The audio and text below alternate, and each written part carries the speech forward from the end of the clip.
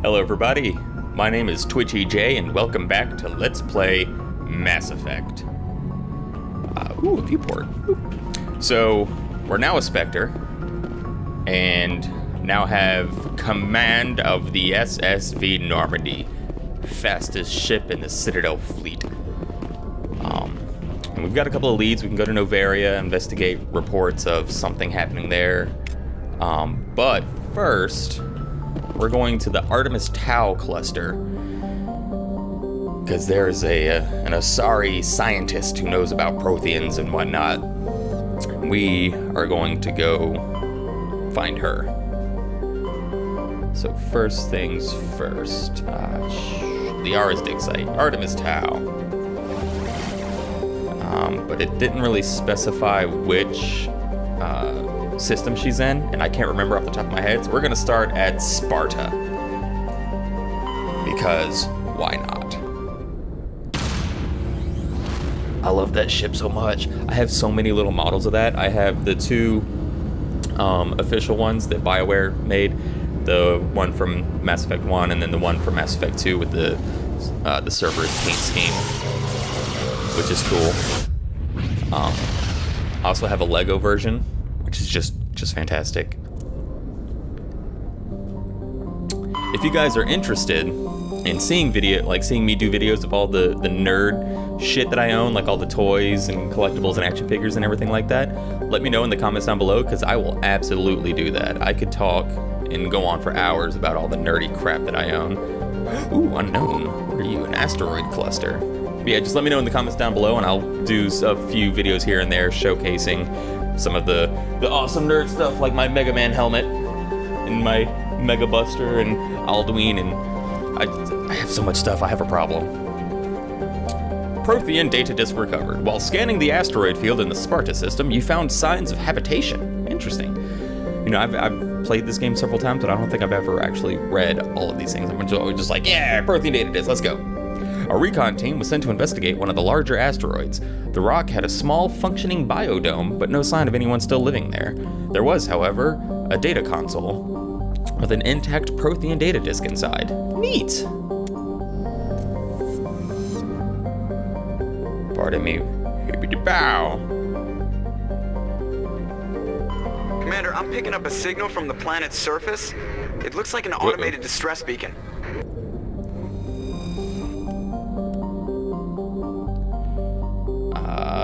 So, since I can land there, I think that's where Liara's dig site... Oh, damn it! I was gonna say, but we're gonna do that later. But I'm a big stupid, so we're going to take Garrison... Tali. Rex. I want Rex for that.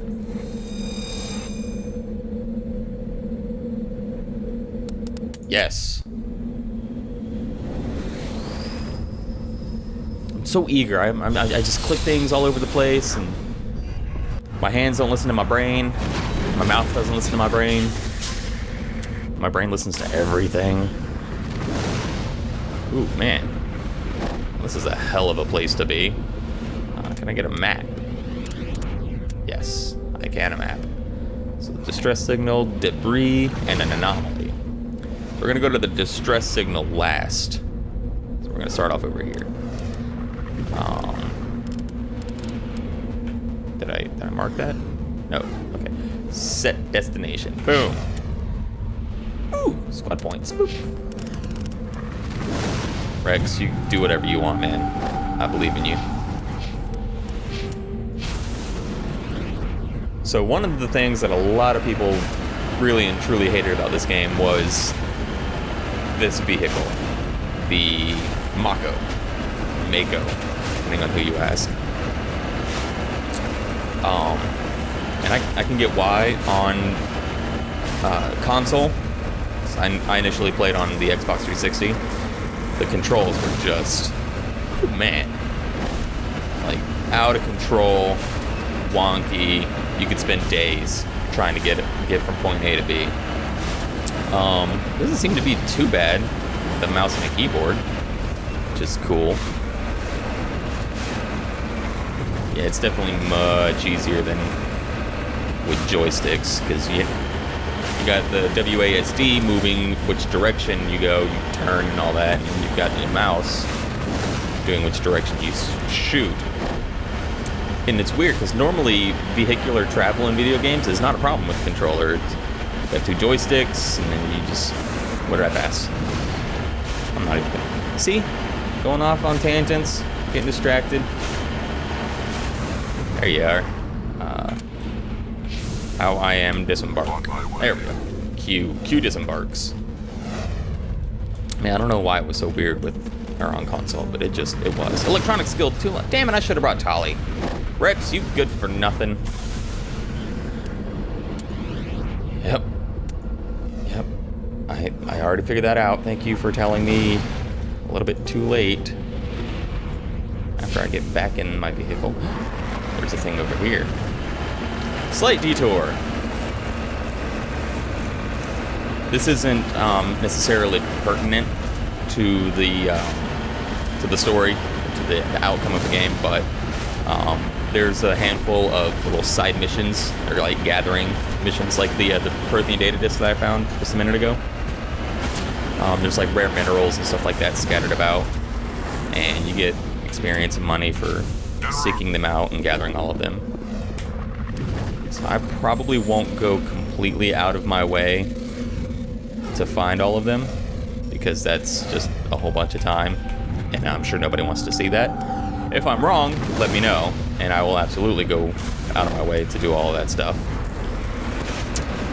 But if there's one in the vicinity, I'm gonna go get it, because free XP, why not? Alright, Mako. Let's go investigate an anomaly. Boom! Boom! I also like that there are 2 types of guns on the Mako. You've got your so-called light fire, which I can only imagine is heavier than anybody has any reasonable right to imagine. And then you have the heavy fire, which is a boom cannon. Super cool. You got your little thrusters, so you can jump over little obstacles, things like that. Luckily, they put a limit on how much you can use that, so that you can't just fly up into the stratosphere, unless you mod the game. In which case, you can just woo, right up into space. What's over here? A mummified Salarian. Poor guy. What happened? I'm gonna recover your artifact. And whoosh!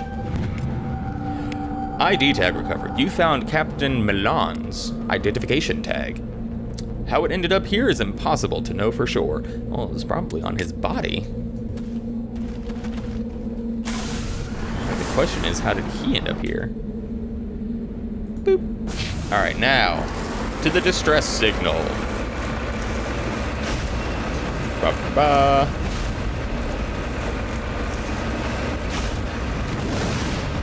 Editing J. Play Flight of the Valkyries. I need some music.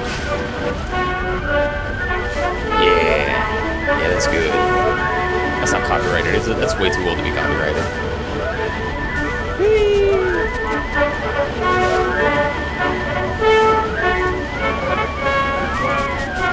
Anybody remember the old Looney Tunes cartoons where they had like playing opera and classical music, but it was like Bugs Bunny and Elmer Fudd going at each other, and just like, oh gosh, that's a Thresher Maw. That's one of the less fun denizens of the Mass Effect universe. You know, I can't remember off the top of my head if they ever addressed how exactly Thresher Maws wound up on other planets. Because the Thresher Maw is indigenous to Tuchanka, which is where the Krogan are from. And as you can see, the Thresher Maw is a big, angry, oh gosh, destructive son of a bitch. Oh, I am dead. I am so dead. Yep, there it is. Super dead. But yeah, they're big, angry, super dangerous, acid-breathing monstrosities of a creature. And they're from Tuchanka, but you find them on numerous planets. With numerous different, like, topographies and, damn it! I'm gonna go do all that stuff again off camera. But you got, like, Tuchanka's big desert planet is very dry, very arid, which makes sense because if you look at the Krogan, they're very similar, biologically to, like, bearded dragons, for example, which are from, very dry, arid, desert-like places on planet Earth. So it would make sense for them to be there. So I would imagine that the Thresher Maw prefers similar habitats. But you find them on, like, icy planets and whatnot. But I'll chalk that up to the fact that they live underground. Maybe they just burrow down towards the planet's core. But what I can't reconcile is who got them to other planets and how.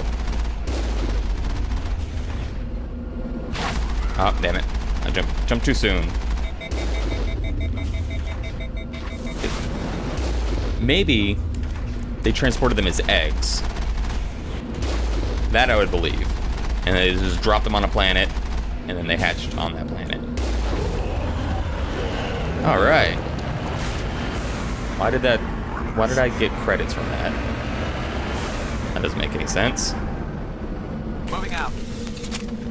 Ooh, boy. Oh, I think I know what happened here. I have a side mission. Missing Marines. Admiral Kahoku, who's the guy that I talked to on the Citadel, has asked you to find a missing recon team in the Sparta System. All contact with the team was lost shortly after they were sent to investigate suspicious activity in the area. Yep. I think I found them. Alliance soldiers. Looks like they were lured here by the distress beacon. Makes sense. Looks like these men were under Admiral Kahoku's command. We want to know what happened here. As would I. Can I turn off the distress beacon? Please? Can I blow that up? Turn it off? Do something?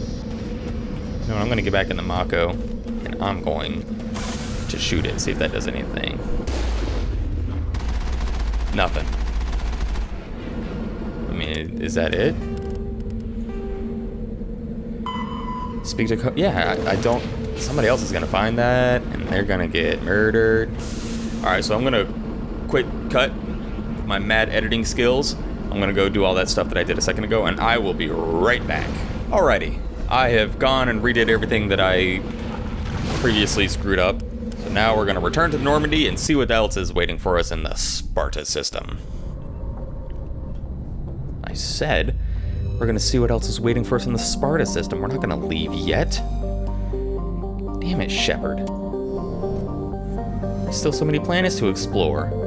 Like Altaia. I'm going to read the description for this planet because there's a unique description for every planet. If this is something you guys enjoy and you want me to do this for every planet I come across, let me know in the comments down below, and I will be more than happy to read every one of these in my beautiful, beautiful voice. If not, let me know and I will just glaze over it. Altaia is an unusually large terrestrial world with a trace atmosphere of methane and ammonia. The surface is frozen and mainly composed of sandstone and other sedimentary rocks with deposits of iron and chlorides.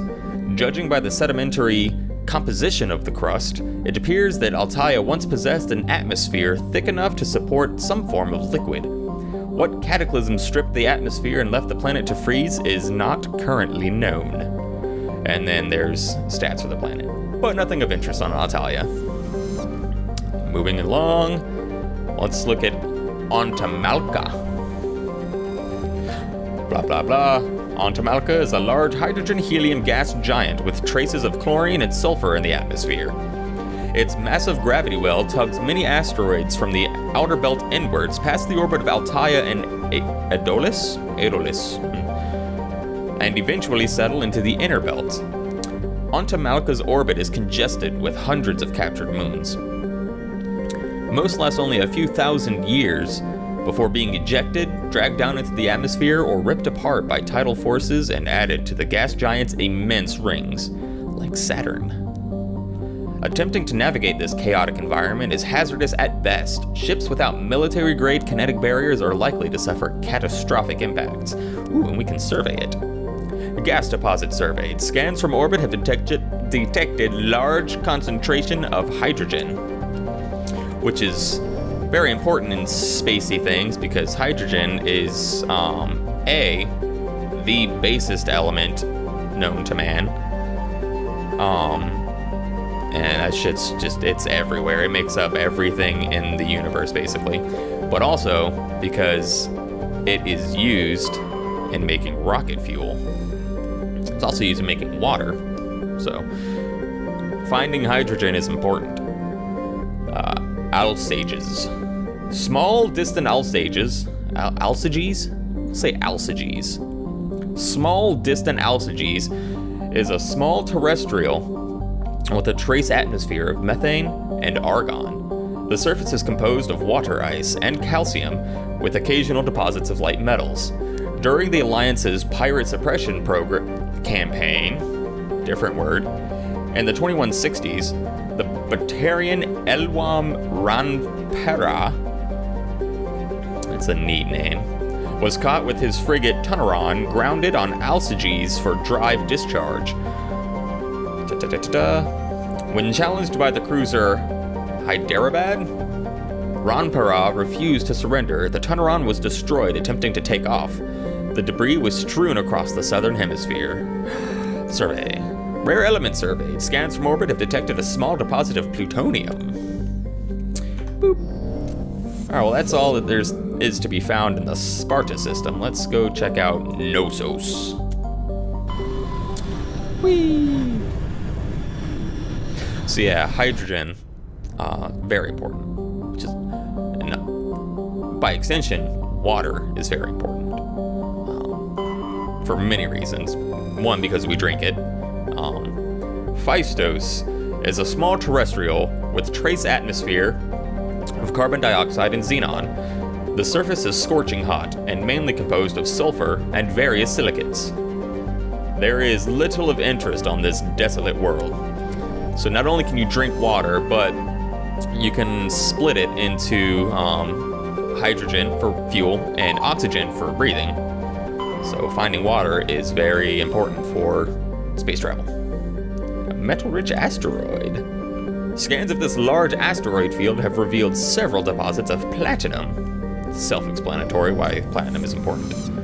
Because it's shiny and people love shiny things. This is where the lady is, I think. Therum is a distant but rich industrial world claimed by the Human Systems Alliance. Its plentiful heavy metals have fueled the recent manufacturing boom on Earth. Core samples rich with the fossils of simple silicon-based organisms indicate Therum was more habitable in the past than it is at present. Perhaps this explains the many Prothean ruins dotting the surface, most of which have been looted by mining corporations. Good old mining corporations.